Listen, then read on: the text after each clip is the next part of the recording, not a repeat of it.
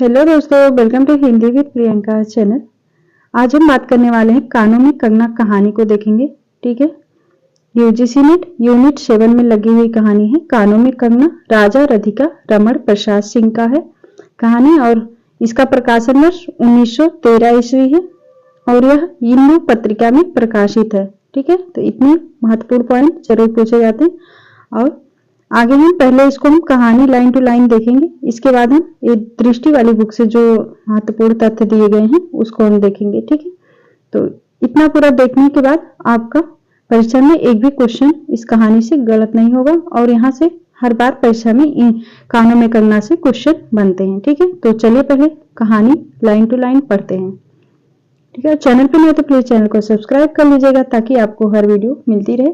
और यूनिट 10 का हमने सब पूरा कवर कर लिया है। एक बच गया है मुर्दहिया। ठीक है, उसको भी जल्दी देखेंगे। ठीक है, शुरू करते हैं कानों में कंगना। किरण, तुम्हारे कानों में क्या है? उसके कानों में चंचल लट को हटाकर कहा कंगना। ये कौन कह रहा है अभी आगे पता चलेगा। अरे कानों में कंगना, सचमुच 2 कंगन कानों के घेर कर बैठे थे। हाँ, तब कहाँ पहनूं? किरण कहती है कि हाँ, तब कहाँ पहनूं? किरण अभी भोरी थी। दुनिया में जिसे भोरी कहते हैं वैसी भोरी नहीं, उसे बन के फूलों का भोलापन समझो। पूछा जा सकता है वाला पॉइंट। दुनिया में जिसे भोरी कहते हैं वैसे भोरी नहीं, उसे बन के फूलों का भोलापन समझो। नवीन चमन के फूलों की भंगी नहीं, विविध खाद या रस से जिनकी जीविका है, निरंतर काट छाट से जिनका सौंदर्य है, जो 2 घड़ी चंचल चिकने बाल की भूषा है, 2 घड़ी तुम्हारे फूलदान की शोभा। बन के फूल ऐसे नहीं, प्रकृति के हाथों से लगे हैं, मेघों की धारा से बढ़े हैं। चतुर दृष्टि इन्हें पाती नहीं, जग दयाल इन्हें छूती नहीं। यह सरल सुंदर सौरभमय जीवन है। यह जीवित रहे तब चारों तरफ अपने प्राणधन से हरे भरे रहे। जब समय आया तब अपनी माँ की गोद में झड़ पड़े। आकाश स्वच्छ था नील। अब यहाँ से कहानी शुरू होती है। आकाश स्वच्छ था नील, उदार सुंदर, पत्ते शांत थे। संध्या हो चली थी, सुनहरी किरणें सुदूर पर्वत की चूड़ा से देख रही थी। वह पतली किरण अपनी मृत्यु शैया से इस शून्य निविड़ कानन में क्या ढूंढ रही थी? कौन कहे किसे एक टक देखती थी, कौन जाने अपनी लीला भूमि को स्नेह करती थी या हमारे बाद वहां क्या हो रहा है इसे जोहती थी। मैं क्या बता सकूं, जो वो उसकी उस भंगी में आकांक्षा अवश्य थी। मैं तो खड़ा खड़ा उन बड़ी आंखों की किरण लूटता था। आकाश में तारों को देखा या उन जगमग आंखों को देखा, बात एक ही थी। हम दूर से तारों के सुंदर शून्य झिकमिक को बार बार देखते हैं, लेकिन वह स्पंदन निश्रेष्ठ ज्योति सचमुच भावहीन है या आप ही आप अपनी अंतर्लहरी से मस्त है।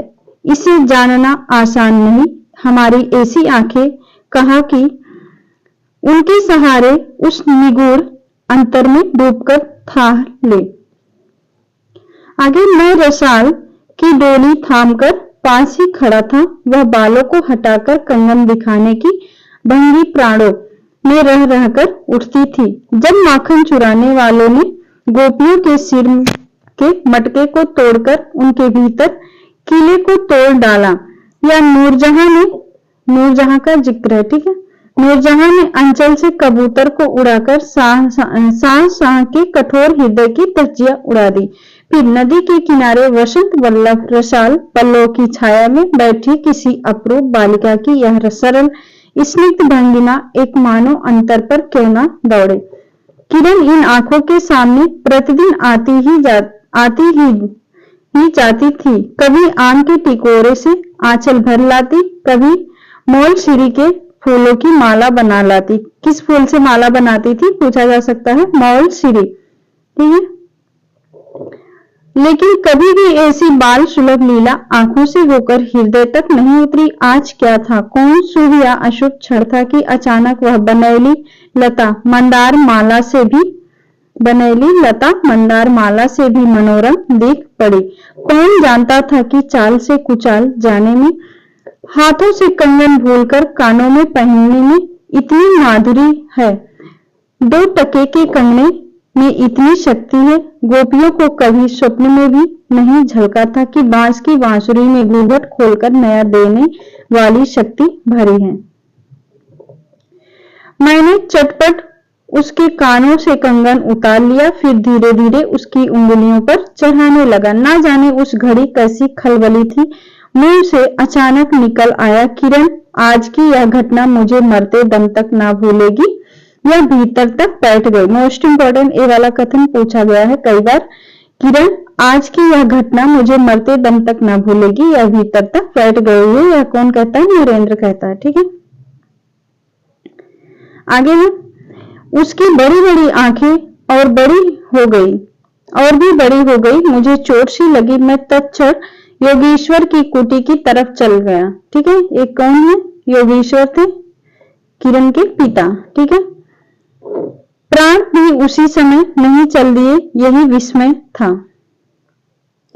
अब यहां से कहानी स्टार्ट होता है। एक दिन था कि इसी दुनिया में दुनिया से दूर रहकर लोग दूसरी दुनिया का सुख उठाते थे। हरी चंदन के पल्लवों की छाया भूल भूलोक पर कहाँ मिले, लेकिन किसी समय हमारे यहाँ भी ऐसे वन थे जिनके वृक्षों के साये में घड़ी निवारने के लिए स्वर्ग भी देवता भी उतर आते थे। जिस पंचवटी का अनंत यौवन देखकर राम की आंखें भी खिल उठी थी, वहां के निवासियों ने कभी अमर तरु के फूलों की माला नहीं चाहिए। पंचवटी का भी जिक्र है। ठीक है, अमर तरु के फूल, मंदाकिनी के छींटों की शीतलता नहीं ढूंढी। नंदोपवन का सानी कहीं बंद भी था। कल्प वृक्ष की छाया में शांति अवश्य है, लेकिन कदम की छैया कहाँ मिल सकती। हमारी तुम्हारी आंखों ने कभी नंदोत्सव की लीला नहीं देखी, लेकिन इसी भूतल पर एक दिन ऐसा उत्सव हो चुका है जिसको देखकर प्रकृति तथा रजनी 6 महीने तक ठगी रही। सत सत देवांगनाओं ने पारिजात के फूलों की वर्षा से नंदन कानन को उजाड़ डाला। ठीक है, तो पारिजात के फूल का भी जिक्र है यहाँ पर। आगे, समय ने सब कुछ पलट दिया। अब ऐसे वन नहीं जहां कृष्ण गोलोक से उतरकर 2 घड़ी वंशी की टेर दे। ऐसे कुटीर नहीं जिनके दर्शन से रामचंद्र का भी अंतर प्रसन्न हो, या ऐसे मुनीष नहीं जो धर्म धुरंधर धर्मराज को भी धर्म में शिक्षा दे। यदि 1-2 भूले भटके हो भी, तब अभी तक उन पर दुनिया का पर्दा नहीं उठा, जगन माया की माया नहीं लगी, लेकिन वे कब तक बचे रहेंगे? लोग अपने यहाँ अलौकिक बातें तब तक होने देगा। भव सागर की जल तरंगों पर स्थिर होना कब संभव है? ऋषिकेश के पास। ठीक है, तो कहाँ? ऋषिकेश का भी जिक्र है। ऋषिकेश के पास एक सुंदर वन है। सुंदर नहीं, अपरूप सुंदर है। वह प्रमोद वन के विलास निकुंजों जैसा सुंदर नहीं, वरन चित्रकूट की पंचवटी की महिमा से मंडित है। ऋषिकेश, चित्रकूट, ठीक है, पंचवटी, इसका जिक्र है, पूछा जा सकता है क्रम से लगाने के लिए। वहां चिकनी चांदनी में बैठकर कनक घुघरू की इच्छा नहीं होती, वरन प्राणों में एक ऐसी आवेश धारा उठती है जो कभी अनंत साधना के कुल पर पहुंचाती है, कभी जीव जगत के एक एक तत्व से दौड़ मिलती है। गंगा की अनंत गरिमा, बन की निविड़ योग निद्रा वहीं देख पड़ेगी। कौन कहे वहां जाकर एक यह चंचल चित्त क्या चाहता है? गंभीर अलौकिक आनंद या शांत सुंदर मरर। इसी वन में एक कुटी बनाकर योगेश्वर रहते थे। कौन? किरण के पिता थे ना, योगेश्वर ही थे। यद्यपि वह भूतल ही पर रहते थे, तथापि उन्हें इस लोक का जीव कहना यथार्थ नहीं था। उनकी चित्रवृत्ति सरस्वती के श्री चरणों में ही थी, तब या ब्रह्मलोक की अनंत शांति में लिपटी थी, और वह बालिका स्वर्ग से एक रश्मि उतरकर उस घने जंगल में उजेला करती फिरती थी। वह लौकिक मायाबद्ध जीवन नहीं था। इसे बंधन रहित बाधाहीन नाचती किरणों की लेखा कहिए, मानो निर्मुक्त चंचल मलय वायु फूल फूल पर डाली डाली पर डोलती फिरती हो, या कोई मूर्तिमान अमर संगीत बेरोक टोक हवा पर या जल की तरंग भंग पर नाच रहा हो। मैं ही वहां इस लोक की प्रतिनिधि था। मैं ही उन्हें उनकी अलौकिक स्थिति से इस जटिल मर्त्य राज्य में खींच लाता था। कुछ साल से मैं योगेश्वर के यहाँ आता जाता था। पिता की आज्ञा थी कि उनके यहाँ जाकर अपने धर्म के सब ग्रंथ पढ़ डालो। योगेश्वर और बाबा लड़कपन के साथी थे। ठीक है, कौन? नरेंद्र और किरण के जो दोनों लोग योगेश्वर और नरेंद्र के बाबा लड़कपन के साथी थे, इसलिए उनकी मुझ पर इतनी दया थी। किरण उनकी लड़की थी। उस कुटीर में एक वही दीपक थी। जिस दिन की घटना मैं लिख रहा हूं, उसी दिन सवेरे मेरे अध्ययन की पूर्णाहुति थी। उस दिन उनका लास्ट दिन वहां पर था और बाबा के कहने पर एक जोड़ा पीतांबर, 5 स्वर्ण मुद्राएं तथा किरण के लिए 2 कनक कंगन आचार्य के निकट ले गया था। क्या क्या ले गए थे? एक जोड़ा पीतांबर, 5 स्वर्ण मुद्राएं, किरण के लिए 2 कनक कंगन आचार्य के निकट ले गया था। योगेश्वर ने सब लौटा दिए, केवल कंगन को किरण उठा ले गई। वह क्या समझकर चुप रहे? समय का अद्भुत चक्र है। जिस दिन मैंने धर्म ग्रंथ से मुंह मोड़ा, उसी दिन कामदेव ने वहां जाकर उनकी किताब का पहला सफा उल्टा। दूसरे दिन मैं योगेश्वर से मिलने गया। वह किरण को पास बिठाकर जाने क्या पढ़ा रहे थे, न जाने क्या पढ़ा रहे थे। उनकी आंखें गंभीर थी। मुझको देखते ही वह उठ पड़े और मेरे कंधे पर हाथ रखकर गदगद स्वर में बोले, नरेंद्र अब मैं चला। कौन कह रहे? योगेश्वर। ठीक है, पूछा गया है कथन। नरेंद्र अब मैं चला, किरण तुम्हारे हवाले है। यह कहकर किसी की सुकोमल उंगलियां मेरे हाथों में रख दी। लोचनों के कानों पर 2 बूंदें निकलकर झांक पड़ी। मैं सहम उठा। क्या उन पर सब बातें विदित थी? क्या उनकी तीव्र दृष्टि मेरी अंतर लहरी तक डूब चुकी थी? वह ठहरे नहीं, चल दिए। मैं कांपता रह गया, किरण देखती रह गई। सन्नाटा छा गया। वन वायु भी चुप हो चली। हम दोनों भी चुप चल पड़े। किरण मेरे कंधे पर थी। हठात अंतर से कोई अकड़ कर कह उठा, हाय नरेंद्र, यह क्या? तुम इस वनफूल को किस चमन में ले चले? इस बंधन विहीन स्वर्गीय जीवन को किस लोक लाज में बांधने चले? आगे है, कंकड़ी जल में जाकर कोई स्थायी विवर नहीं फोड़ सकती। क्षण भर जल का समतल भले ही उलट पुलट हो, लेकिन इधर उधर से जल तरंग दौड़कर उस छिद्र का नाम निशान भी नहीं रहने देती। जगत की भी यही चाल है। यदि स्वर्ग से देवेंद्र भी आकर इस लोक चलाचल में खड़े हो, फिर संसार देखते ही देखते उन्हें अपनी बना लेगा। इस काली कोठरी में आकर इसकी कालिमा से बचे रहे।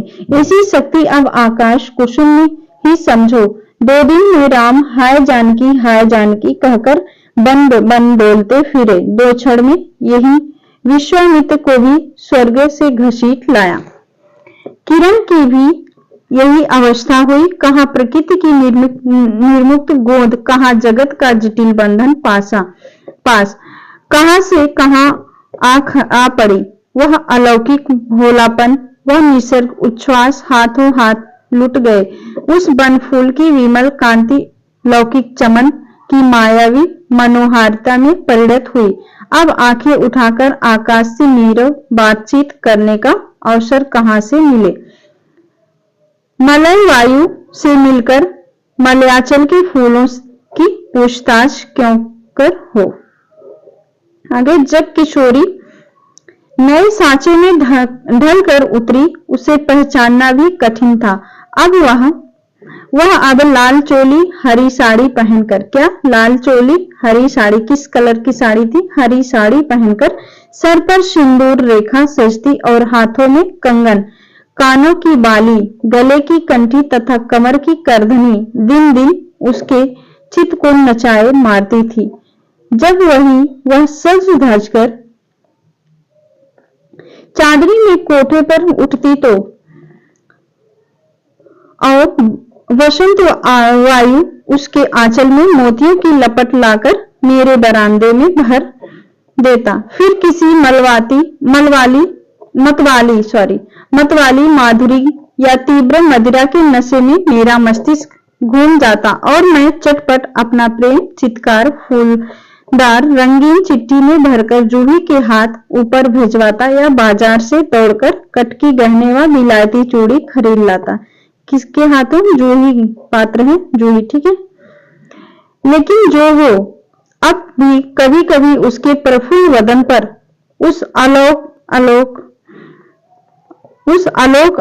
की छटा पूर्व जन्म की सुख स्मृति चली आती थी और आंखें उसी जीवंत सुंदर झिकमिक का नाच दिखाती थी। अब अंतर प्रसन्न था, फिर बाहरी चेष्टा पर प्रतिबिंब क्यों ना पड़े।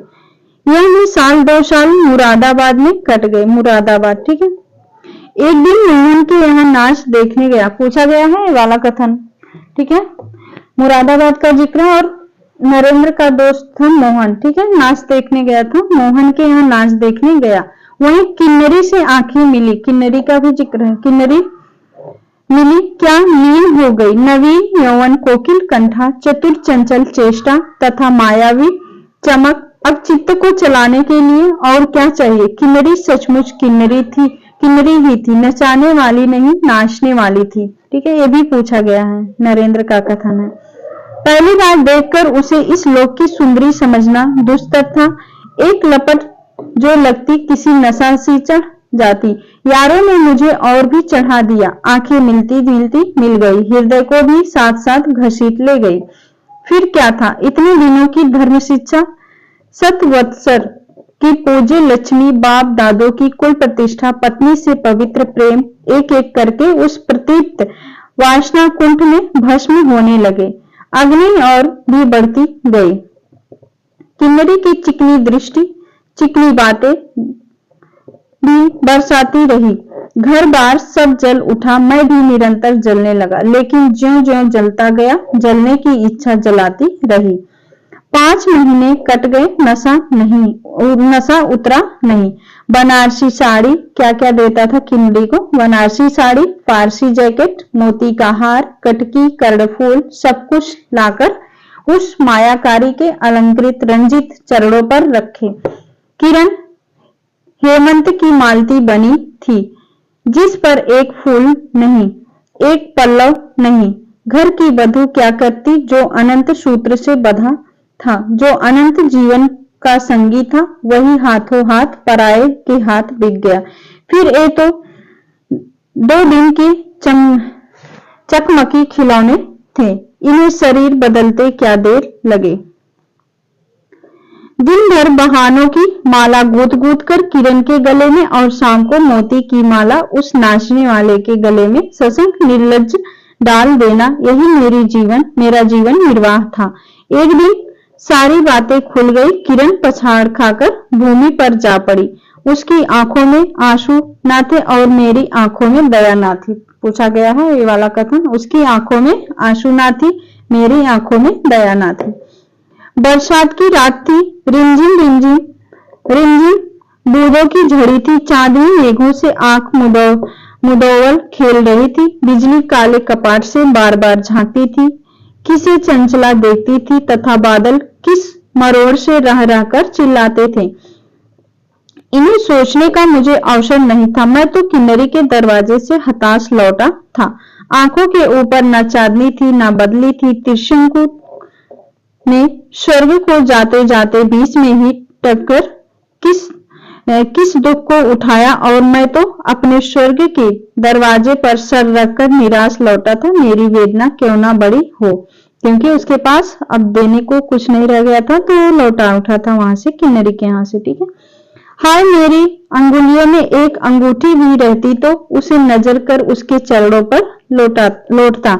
घर कर आते ही जूही को पुकार उठा। जूही, किरण के पास कुछ भी बचा हो तब फौरन जाकर मांग लाओ। ऊपर से कोई आवाज नहीं आई, केवल सर के ऊपर से एक काला बादल कालांतर चित्कार के चिल्ला उठा। मेरा मस्तिष्क घूम गया। मैं तत्क्षण कोठे पर दौड़ा। सब संदूक झांके तो कुछ मिला, जो कुछ मिला सब तोड़ डाला, लेकिन मिला कुछ भी नहीं। अलमारी में केवल मकड़े के जाल। अलमारी में क्या मिला था? मकड़े के जाल। और श्रृंगार वाक्स में छिपकली बैठी थी। उसी दम किरण पर झपटा, पास जाते ही सहम गया। वह एक तकिए के सहारे निसहाय निष्पन्द लेटी थी। केवल चांद ने खिड़की से होकर उसे गोद में ले रखा था और वायु उस शरीर पर जल से भिगोया पंखा झल रही थी। मुख पर एक अपरूप छटा थी। कौन कहे कहीं जीवन की शेष रश्मि क्षण भर वहीं अटकी हो। आंखों में एक जीवन ज्योति थी। शायद प्राण शरीर से निकलकर किसी आश्रय से वहां बैठ रहा था। मैं फिर पुकार उठा, किरण किरण, तुम्हारे पास कोई गहना भी रहा है? हाथ छीड़ कंठ की काटली थी। कहा है, अभी देखने दो। उसने धीरे से घूंघट सरका कर कहा, वही कानों का कंगन। सर तकिए से ढल पड़ा, आंखें भी छिप गई। वह जीवंत रेखा कहाँ चली गई? इतने ही के लिए अब तक ठहरी थी। किरण का मृत्यु हो चुकी, ठीक है। आंखें मुख पर जा पड़ी, वही कंगन थे। अब उसको याद आया अपना कंगन जो दिया था। वैसे ही कानों में घेर कर बैठे थे। मेरी स्मृति तड़ित बेग से नाच उठी। दुष्यंत ने अंगूठी पहचान ली। भोली शकुंतला उस पर याद आ गई। लेकिन दुष्यंत सौभाग्यशाली थे, चक्रवर्ती राजा थे। अपनी प्राण प्रिया को आकाश पाताल छान कर ढूंढ निकाला। मेरी किरण तो इस भूतल पर न थी कि किसी तरह प्राण देकर भी पता पाता, परलोक से ढूंढ निकालूं। ऐसी शक्ति इस दीनहीन मानव में कहा। जब थी तब उसका ख्याल नहीं किया, जब वो उसकी मृत्यु हो गई तो उसे याद आ रहा है, ठीक है। चढ़ा नशा उतर पड़ा, सारी बातें सूझ गई। आंखों पर की पट्टी खुल पड़ी, लेकिन हाय, खुली भी तो उसी समय जब जीवन में केवल अंधकार ही रह गया। ये वाला कथन में पूछा गया, ठीक है। चढ़ा नशा उतर पड़ा, सारी बातें सूझ गई। पूछा जा सकता है किस कहानी से है। अब हम देखेंगे दृष्टि वाली बुक से जो महत्वपूर्ण तथ्य दिए गए हैं, ठीक है। कानों में कंगना, राजा राधिका, रमण प्रसाद सिंह। इंदु पत्रिका भी आगे हम देखे थे ना, इंदु पत्रिका में प्रकाशित है और इसका प्रकाशन 1913 ईस्वी में। कहानी का नायक कौन है? नरेंद्र है। अपनी आप बीती लिख रहा है। आत्मकथानक कहानी है, ठीक है। पूछा जा सकता है कानों में कंगना आत्मकथानक कहानी है। प्रतिपाद, केंद्रीय पात्र एवं कथावाचक नरेंद्र का किरण से प्रेम, विवाह और फिर किन्नरी के सौंदर्य से वशीभूत हो प्रेम विमुख हो जाने और अंत में किरण के प्राण त्याग के समय वास्तविकता के एहसास होने की कहानी है, ठीक है। पत्नी से अलग दुनिया के प्रेम में फरेब, छल और विश्वासघात होता है। लेखक का उद्देश्य प्रेम, सत्य, ईमानदारी और नैतिक मूल्यों का बोध कराकर आदर्शवाद की स्थापना करना है। पात्र, प्रमुख पात्र है इसमें किरण, कहानी की नायिका, जो नायक नरेंद्र की पत्नी और उसकी गुरु योगीश्वर की पुत्री थी। किरण आदर्शवादी नारी थी। आगे नायिका की सुंदरता की तुलना लेखक ने प्रकृति से की है। आकाश में तारों को देखा या उन जगमग आंखों को देखा, बात एक ही थी, ठीक है। महत्वपूर्ण है वाला। नरेंद्र किरण का पति, जो पहले उसके पिता का ही शिष्य रहता है, किरण से खूब प्रेम करता है, बाद में एक किन्नरी के जाल में फंसकर सब गंवा देता है। योगीश्वर नरेंद्र के गुरु थे। पूछा जा सकता है गौर पात्र कौन है? जूही नरेंद्र के घर की नौकरानी है। किन्नरी खलनायिका, मोहन नरेंद्र का पहचान वाला यानी मित्र था। विशेष, अत्यंत अलंकारिक व क्लिष्ट भाषा इसमें दो स्थानों की चर्चा हुई है, ऋषिकेश और मुरादाबाद। भोली भाली स्त्री की पीड़ा का मौन वर्णन, गलत संगति का असर, प्रकृति की खूबसूरती, सौंदर्य वर्णन। ये पॉइंट जितने भी दिए गए हैं पूछे जा सकते हैं कोर्ट में। आत्मग्लानि और पश्चाताप का बोध। अब प्रमुख उदाहरण जो अभी पढ़ के आ रहे हैं लेकिन देख लेते हैं। उसी वन के फूलों का धोलापन समझो, नवीन चमन के फूलों की भंगी नहीं, विविध खाद या रस में जिनकी जीविका है निरंतर काट छाट से, जिनका सौंदर्य है जो 2 घड़ी चंचल चिकने बाल की भूषा है, 2 घड़ी तुम्हारे फूलदान की शोभा, बन के फूल ऐसे नहीं प्रकृति के हाथों से लगे हैं। ये नरेंद्र कह रहा है। मेघों की धारा से बढ़े हैं, चटुल दृष्टि इन्हें पाती नहीं, जग व्याय इन्हें छूती नहीं। यह सरल सुंदर सौरभ में जीवन है, जब जीवित रहे तब चारों तरफ अपने प्राणधन से हरे भरे रहे, जब समय आया तब अपनी माँ की गोद में झड़ पड़े। आगे है अगला कथन है, सुनहरी किरणें सुदूर पर्वत की चूड़ी से देख रही थी, वह पतली किरण अपनी मृत्यु शैया से इस शून्य निविड़ कानन में क्या ढूंढ रही थी, कौन कहे किसे एक टक देखती थी, कौन जाने अपनी लीला भूमि को स्नेह करना चाहती थी, या हमारे बाद वहां क्या हो रहा है इसे जोहती थी, मैं क्या बता सकूं। आगे हम दूर से तारों के सुंदर शून्य झिकमिक को बार बार देखते हैं, लेकिन वह स्पंदन निश्चेष्ट ज्योति सचमुच भावहीन है, या आप ही आप अपनी निरंतर लहरी से मस्त है, इसे जानना आसान नहीं। हमारी ऐसी आंखें कहां की उनके सहारे उस निगूढ़ अंतर में डूबकर थाह ले। अगला पॉइंट है, गोपियों को कभी स्वप्न में भी नहीं झलका था कि बांस की बांसुरी में घूंघट खोलकर नचा देने वाली शक्ति भरी। मोस्ट इंपॉर्टेंट है, ये वाला कथन देके पूछ लेगा किस कहानी से है। गोपियों को कभी स्वप्न में भी नहीं झलका था कि बांस की बांसुरी में घूंघट खोलकर नचा देने वाली शक्ति भरी है। अगला कथन है, समय ने सब कुछ पलट दिया, अब ऐसे वन नहीं जहां कृष्ण गोलोक से उतरकर 2 घड़ी बंसी की टेप दे, ऐसे कुटीर नहीं जिनके दर्शन से रामचंद्र का भी अंतर प्रसन्न हो, या ऐसी मुनीश नहीं जो धर्म धुरंधर धर्मराज को भी धर्म में शिक्षा दे। यदि 1-2 भूले भटके हो भी तब अभी तक उन पर दुनिया का पर्दा नहीं उठा, जगन माया की माया नहीं लगी, लेकिन वे कब तक बचे रहेंगे, लोग अपने यहाँ अलौकिक बातें कब तक होने देगा, भवसागर की जल तरंगों में स्थिर होना कब संभव है। अगला पॉइंट, कंकड़ी जल में जाकर कोई स्थायी विविध नहीं फोड़ सकती, क्षण भर जल का समतल भले ही उलट पलट हो, लेकिन इधर उधर से जल तरंग दौड़कर उस छिद्र का नाम निशान भी नहीं रहने देती। जगत की भी यही चाल है, यदि स्वर्ग से देवेंद्र भी आकर इस लोक चलाचल में खड़े हो, फिर संसार देखते ही देखते उन्हें अपना बना लेगा। इस काली कोठरी में आकर इसकी कालिमा से बचे रहे, ऐसी शक्ति अब आकाश कुसुम ही समझो। 2 दिन में राम हाय जानकी कहकर बन बन डोलते फिरे, 2 क्षण में यही विश्वामित्र को भी स्वर्ग से घसीट लाया। महत्वपूर्ण है वाला।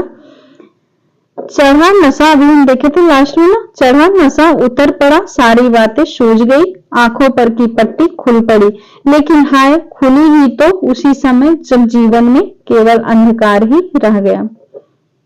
नरेंद्र कह रहा है, ठीक है। तो यहाँ पर हम संपूर्ण कहानी को लाइन टू लाइन देख लिया, दृष्टि वाले बुक से जो महत्वपूर्ण था उसको भी हमने कवर कर लिया। यहाँ से आपके परीक्षा में पूछे जाएगा, और कानों में करने से जो भी क्वेश्चन पूछे जाएंगे इसके बाहर नहीं पूछे जाएगा, ठीक है। तो उम्मीद है आपको अच्छा लगा होगा। अगर अच्छा लगा तो प्लीज कमेंट करके जरूर बताएगा, और चैनल को सब्सक्राइब जरूर कर लीजिएगा। मिलते हैं नेक्स्ट वीडियो में, तब तक के लिए बहुत बहुत धन्यवाद।